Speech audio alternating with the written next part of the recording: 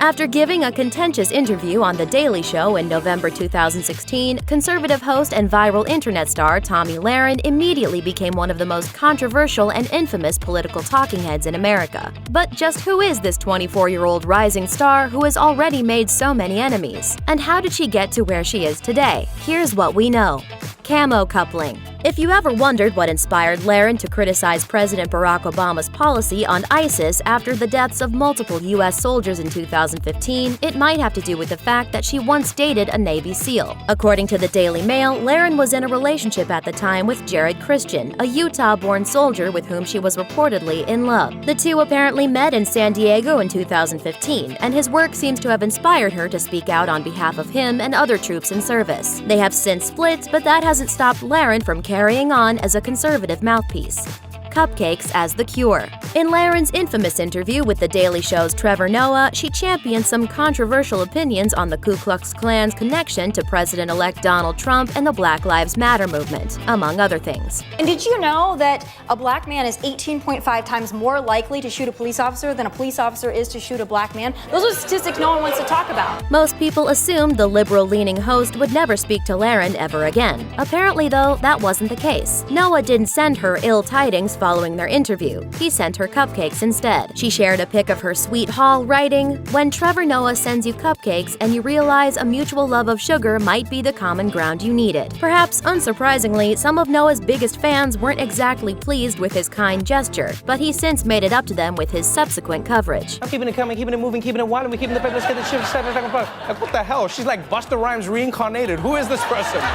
An overnight sensation. Lahren's meteoric rise to fame practically redefines the term overnight sensation. A simple inquiry from Lahren about internships at One America News Network resulted in a direct reply from network CEO Robert Herring, who told the 21-year-old to come in for a meeting even though the network did not actually offer internships. Shortly thereafter, in August 2014, Lahren began hosting her very own show, On Point with Tomi Lahren.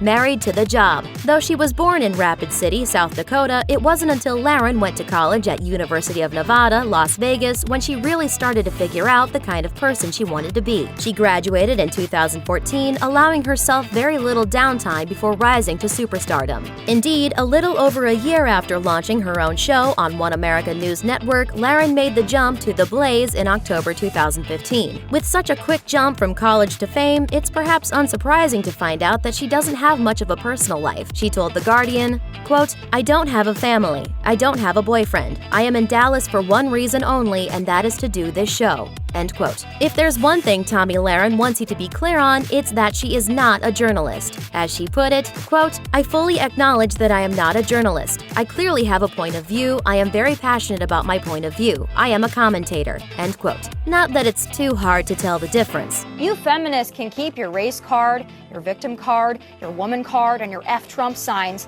I'll keep my dignity, my self-respect. Thanks to her controversial views, she's now referred to by her critics as White Power Barbie, a label she's done little to discourage. The backlash is real. Given her headline-making rhetoric, it should come as little surprise that her critics want her silenced and taken off the air. Such was the case in July 2016 when Lahren posted a since-deleted tweet equating the Ku Klux Klan to Black Lives Matter. The jaw-dropping tweet quickly led to the creation of a viral petition signed by tens of thousands of angry viewers who demanded that The Blaze take her off the air as punishment for her words. And while the petition itself didn't earn her a pink slip, her mouth still got her into trouble with work in a very surprising way. In keeping with Lahren's personal philosophy of speaking her truth, she appeared on The View in 2017 and revealed that she's pro-choice, a position generally not held by those who identify themselves as political conservatives. I'm for limited government, so stay out of my guns, and you can stay out of my body as well. While most of her comments might have earned the ire of the left, this one ticked off her own fan base on the right and cost her a job. After several fellow reporters from The Blaze took to Twitter to lambast Lahren's remarks, her boss and The Blaze founder Glenn Beck addressed it on his show, saying, "If you're pro-choice, you can have a job at The Blaze.